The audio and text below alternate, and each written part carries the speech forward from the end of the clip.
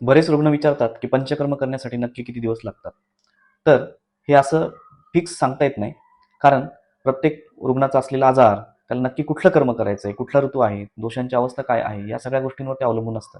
आता for example, जर योग बस्तीक्रम करायचा आहे पावसाळ्यामधला, तर त्याला साधारणपणे रोज 1.5 ते 2 तास असं साधारण 8 दिवस लागू शकतात. त्यानंतर जर विरेचन करायचं आहे, ऑक्टोबर महिन्यामध्ये जनरली जे केलं जातं, तर त्यालाही साधारण एक 8 ते 9 दिवस लागू शकतात.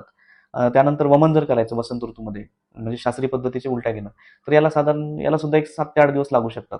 म्हणजे सगळं त्या रुग्णाचे आजार आणि नक्की कुठला ऋतू आहे यावरती अवलंबून असतं.